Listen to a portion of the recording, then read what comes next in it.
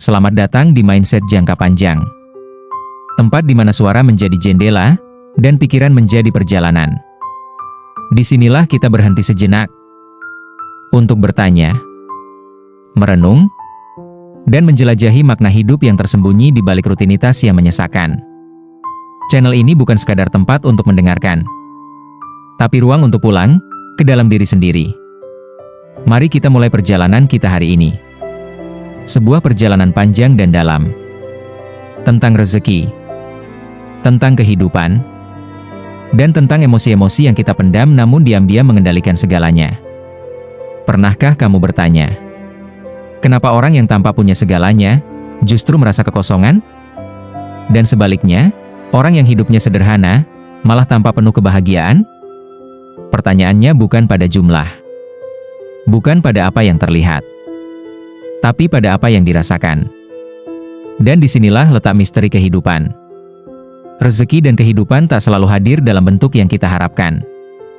Kadang kita pikir kita kurang uang, padahal yang kita butuhkan adalah waktu. Kita mengejar pekerjaan, padahal yang hilang adalah makna. Kita ingin dihargai, padahal yang belum sembuh adalah luka batin dari masa lalu. Semua itu adalah bentuk dari satu hal yang sama. Represi emosi. Perasaan yang kita tekan, kita tolak, atau kita pura-pura tidak miliki. Tapi justru diam-diam memengaruhi setiap langkah kita, termasuk soal rezeki. Hari ini, kita akan membuka satu persatu lapisan itu. Membongkar apa yang selama ini kita simpan. Dan menemukan bahwa mungkin rezeki sejati tidak pernah pergi, hanya tertutup oleh emosi yang belum selesai. Selamat mendengarkan. Dan selamat kembali ke dalam dirimu sendiri. Bab 1. Apa itu rezeki?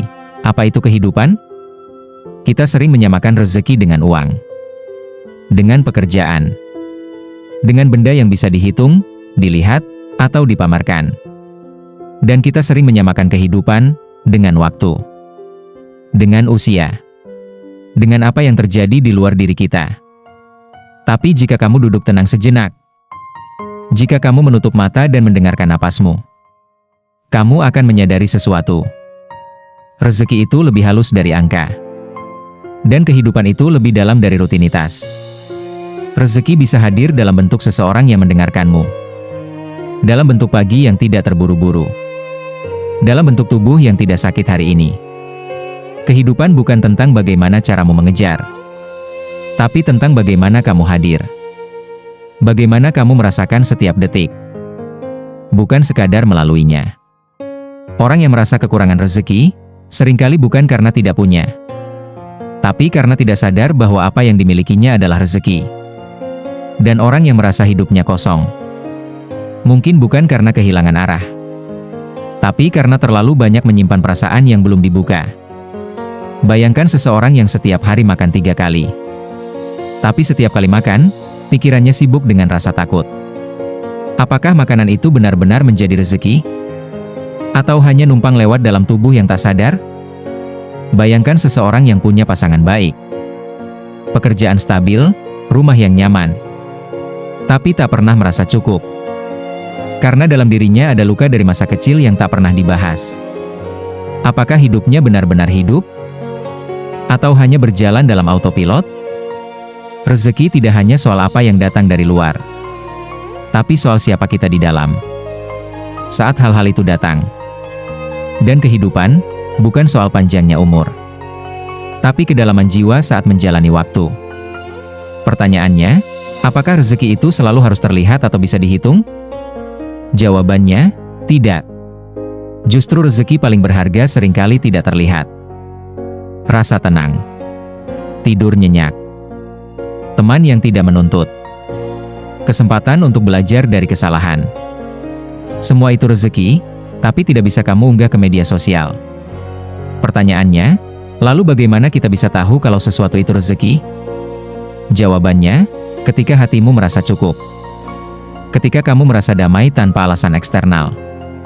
Ketika kamu bisa bersyukur bukan karena besar kecilnya pemberian, tapi karena kamu sadar bahwa kamu tidak sendirian. Mari kita dengarkan kisah Dewi. Dewi adalah seorang guru sekolah dasar di kota kecil. Ia hidup bahagia bersama suaminya, walaupun penghasilan mereka sederhana. Namun suatu malam, suaminya mengalami kecelakaan dan meninggal dunia. Dunia Dewi runtuh. Selama berminggu-minggu, ia menangis dalam diam. Ia merasa kehilangan segalanya. Ia berpikir, apa gunanya hidup? Apa yang tersisa dariku? Tapi waktu berjalan, dan tanpa ia sadari, murid-muridnya mulai datang lebih sering ke rumah. Mereka membawakan bunga, lukisan, bahkan puisi untuknya. Orang tua murid ikut datang, menyampaikan bahwa keberadaan Dewi mengubah masa depan anak-anak mereka. Pada suatu sore, Dewi duduk di halaman, menatap bunga-bunga yang ditanam suaminya dulu, dan menangis. Bukan karena sedih, tapi karena baru menyadari. Selama ini, rezeki itu tetap hadir. Dalam bentuk yang berbeda. Dalam bentuk kehadiran orang. Waktu untuk meratap. Waktu untuk sembuh. Dan cinta yang tidak pergi meski orangnya tiada. Rezeki tidak selalu datang seperti yang kita inginkan. Tapi ia datang seperti yang kita butuhkan. Setelah kita memahami bahwa rezeki bukan hanya tentang uang. Dan kehidupan bukan hanya soal waktu. Maka pertanyaan berikutnya muncul. Apa yang membuat kita tidak bisa melihat rezeki itu saat ia datang? Jawabannya, emosi yang tidak kita akui. Perasaan yang kita sembunyikan. Luka yang kita tekan ke dalam hati. Dan inilah yang akan kita bahas di bab selanjutnya. Bab 2, emosi yang tidak diakui, rezeki yang tidak terlihat. Kita hidup di zaman yang terburu-buru. Semuanya cepat.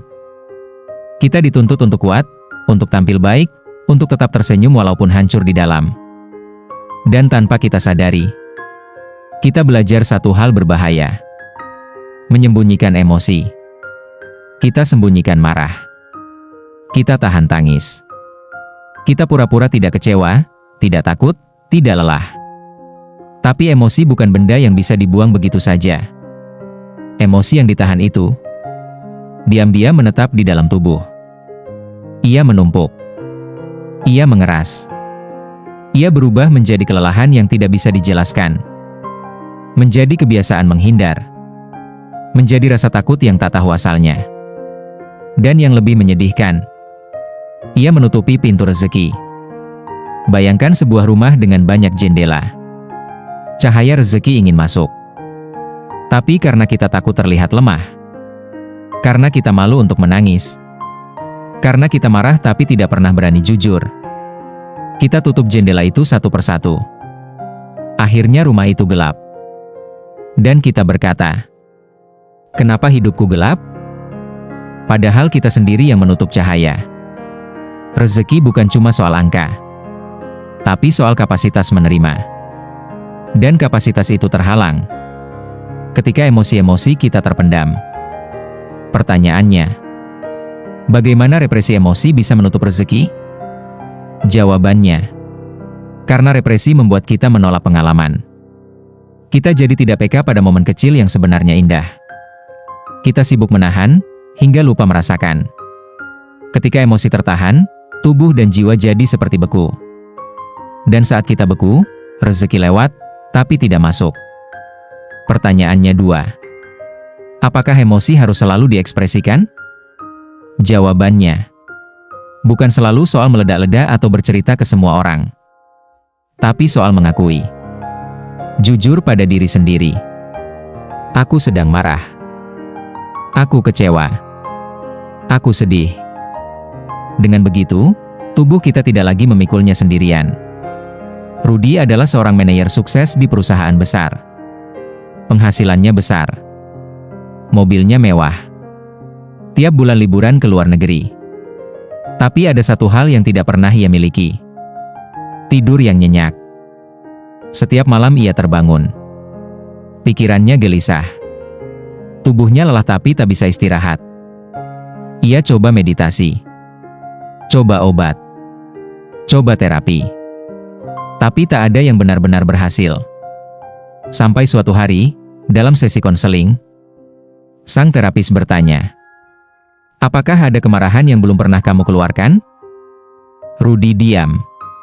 Kemudian menangis. Tangisan pertamanya dalam 18 tahun. Ternyata, ia menyimpan satu hal. Ia tidak sempat menemui ayahnya sebelum wafat. Dan sejak itu, ia marah pada dirinya sendiri. Tapi ia simpan rapat-rapat. Ia bungkus dengan kesibukan dan prestasi. Ia kira ia kuat. Padahal di dalam, ia retak. Dan malam setelah sesi itu, untuk pertama kalinya dalam hampir 2 dekade, Rudy tertidur pulas. Bukan karena ia diberi obat, tapi karena beban yang ia pendam. Akhirnya dibuka. Emosi yang tidak diakui bisa menjadi penjara paling sunyi. Dan saat kita membuka pintunya, cahaya rezeki mulai masuk lagi. Kini kita mulai paham bahwa emosi bukan penghalang, tapi kunci. Bahwa rasa sedih, marah, kecewa bukan dosa, tapi sinyal bahwa ada sesuatu yang perlu diperhatikan. Bahwa kita masih hidup. Bahwa kita perlu dipeluk oleh diri sendiri. Tapi bagaimana jika justru di balik luka dan kehilangan tersimpan rezeki yang belum kita sadari? Bab selanjutnya akan membahasnya. Bab 3, rezeki yang terselubung dalam luka. Tidak semua luka datang untuk menyakiti. Ada luka yang datang untuk membuka jalan. Ada kehilangan yang justru memberi makna baru. Dan ada kehancuran yang ternyata menyelamatkan kita dari kehancuran yang lebih besar. Seringkali, kita hanya bisa melihat rezeki setelah semua yang kita andalkan hancur. Karena sebelum itu, kita sibuk memegang, sibuk mengatur, sibuk menggenggam apa yang kita kira milik kita. Tapi ketika semua lepas, kita dipaksa berhenti, dipaksa menatap kosong. Dan di saat itulah, perlahan, hal-hal kecil mulai tampak. Kesempatan, waktu luang, seseorang yang tetap tinggal, napas yang tetap ada. Rezeki itu seperti air. Kadang mengalir tenang. Kadang muncul dari celah yang tidak kita sangka. Dan celah itu, seringkali adalah luka. Pertanyaannya, mengapa justru dalam luka kita bisa menemukan rezeki? Jawabannya, karena luka memaksa kita berhenti. Luka membuat kita jujur. Dan kejujuran membuka pintu hati yang selama ini tertutup. Di sana, rezeki menunggu. Dalam bentuk kesadaran, keikhlasan, dan kekuatan baru. Pertanyaannya, tapi bukankah luka itu menyakitkan? Bagaimana mungkin itu rezeki?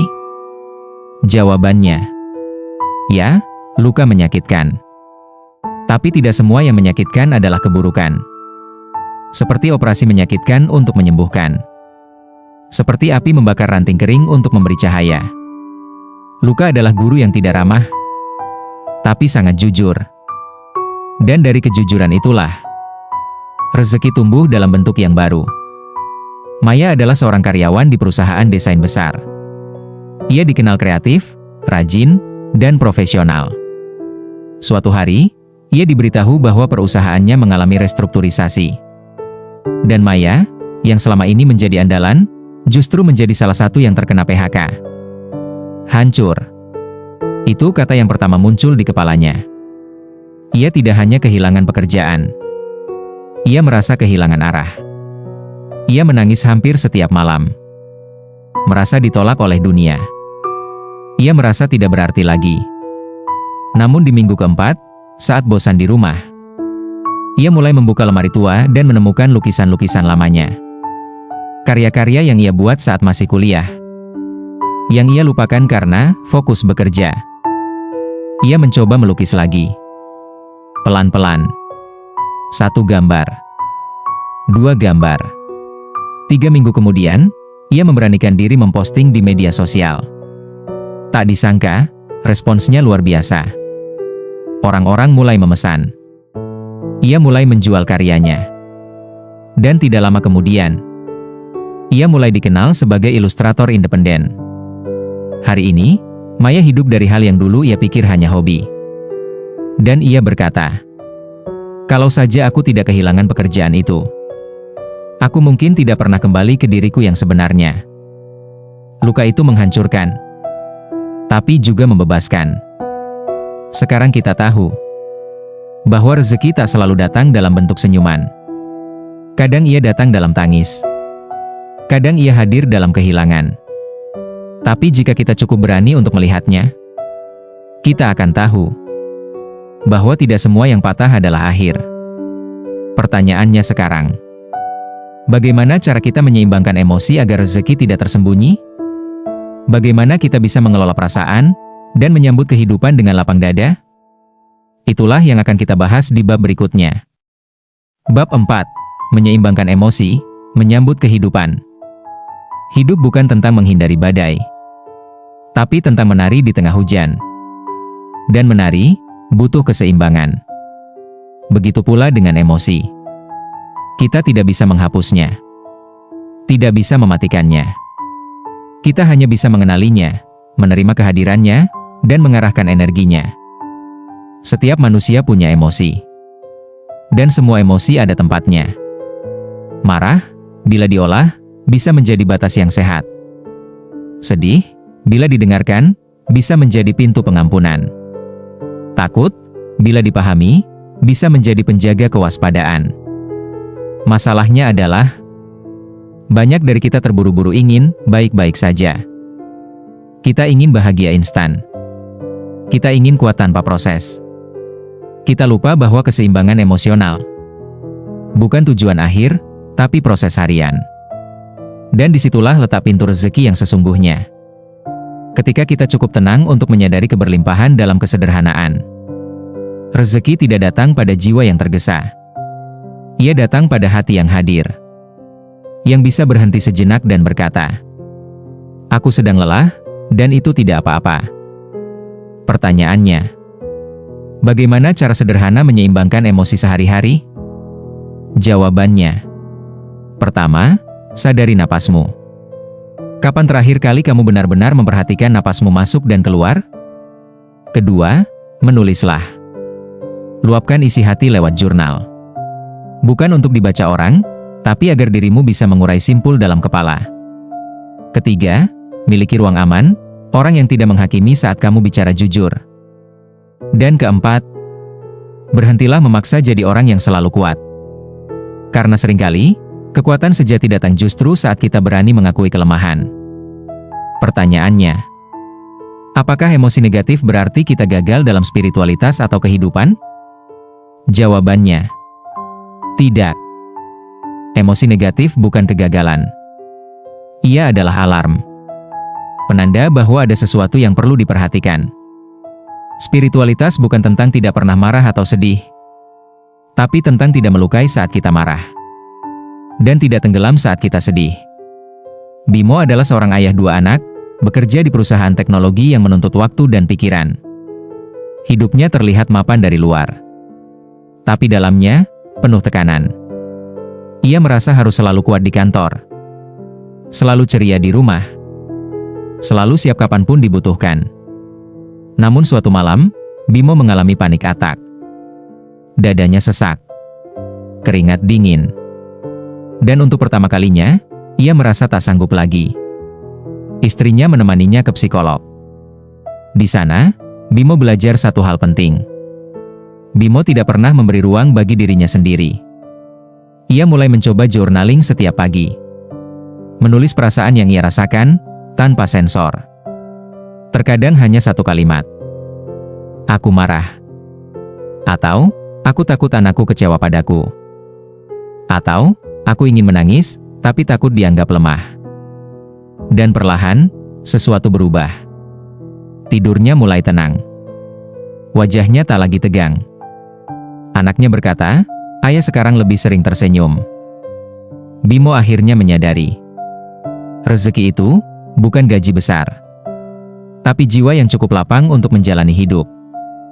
Kita telah belajar bahwa keseimbangan emosi adalah jalan. Bahwa ketika kita tidak lagi berusaha terlihat sempurna, kita mulai benar-benar hadir. Dan dalam kehadiran itu, rezeki kecil pun terasa besar. Kini, di bab terakhir nanti, kita akan menjawab pertanyaan besar yang menyatukan segalanya. Apakah rezeki harus dikejar, Atau cukup disadari? Bab 5. Rezeki tidak dikejar, tapi disadari. Sepanjang hidup, kita diajari untuk mengejar. Kejar nilai. Kejar jabatan. Kejar uang. Kejar pengakuan. Tapi jarang sekali kita diajari untuk berhenti dan melihat. Untuk diam sejenak dan menyadari. Apakah aku benar-benar kekurangan? Atau hanya tidak menyadari bahwa aku telah diberi? Rezeki bukan tentang seberapa cepat kita mengejar, tapi seberapa dalam kita bisa merasakan. Rezeki itu bukan hadiah di ujung perlombaan. Ia seperti udara, selalu ada, tapi hanya terasa oleh mereka yang hadir. Dan seringkali, orang yang merasa paling miskin, bukan karena tak memiliki, tapi karena tak menyadari apa yang sudah ada di tangannya. Sadari ini. Setiap hari kamu masih bisa membuka mata. Masih bisa makan walau sederhana. Masih ada orang yang memikirkanmu. Masih bisa mendengar suara ini. Itu semua rezeki. Rezeki yang tidak bisa dibeli, hanya bisa disyukuri. Pertanyaan. Jadi apakah kita harus berhenti berusaha? Jawabannya. Bukan berhenti berusaha, tapi berusaha dengan kesadaran. Bukan lagi mengejar karena takut, tapi bergerak karena cinta. Bukan demi mengejar validasi, tapi karena ingin tumbuh. Bergerak, bukan karena merasa kurang, tapi karena tahu kita sudah cukup, dan ingin berbagi lebih banyak lagi. Pertanyaannya, apa tanda bahwa seseorang sudah menyadari rezekinya? Jawabannya, ia tidak iri. Ia tidak terburu-buru. Ia tidak takut kehilangan. Karena ia tahu apa yang sejati tidak pernah benar-benar pergi. Ia bisa tersenyum pada hal kecil. Dan ia bisa tidur nyenyak walau dunia belum sempurna. Pak Tio adalah pensiunan guru berusia 68 tahun. Ia hidup sendiri di rumah tua, di pinggiran kota kecil. Tidak ada mobil mewah. Tidak ada rumah 2 lantai. Tidak ada saldo fantastis di rekening. Tapi setiap pagi, ia menyapu halaman. Menyapa tetangga. Memberi makan burung. Bercakap dengan cucu lewat telepon. Dan setiap malam, ia duduk di kursi rotan sambil berkata, "Terima kasih Tuhan, hari ini aku tidak sendirian." Orang-orang menyangka ia kesepian. Padahal Pak Tio berkata, "Kesepian itu saat kamu tak bisa bersyukur, walaupun kamu dikelilingi orang. Kebahagiaan itu saat kamu bisa bersyukur, bahkan ketika sendirian." Ia tidak mengejar hidup. Ia menjalani hidup. Dan dari sanalah, rezeki mengalir. Dalam bentuk damai. Dalam bentuk hadir. Dalam bentuk cukup. Kita telah sampai di ujung perjalanan.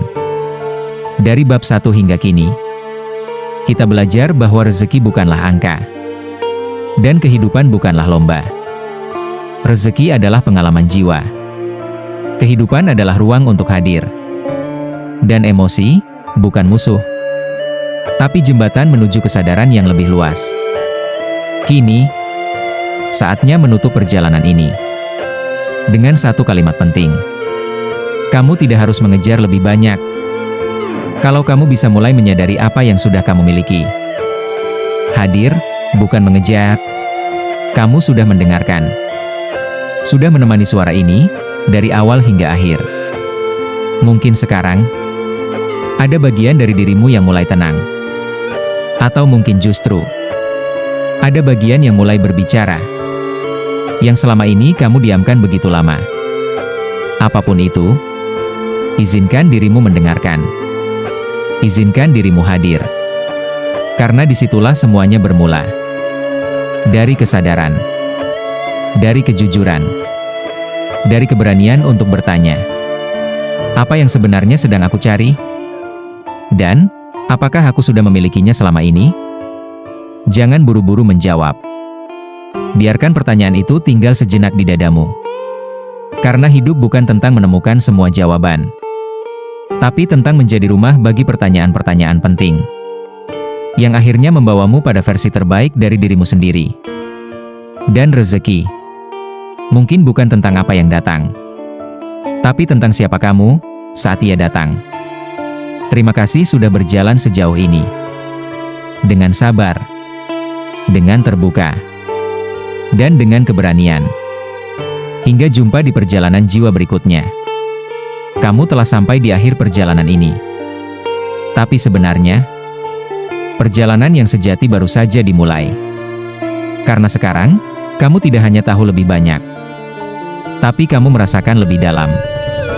Di channel Mindset Jangka Panjang, kami akan terus hadir untukmu, membawa suara-suara yang mengantar pulang. Puluhan tema baru, ratusan pertanyaan hidup, dan ribuan kemungkinan perubahan.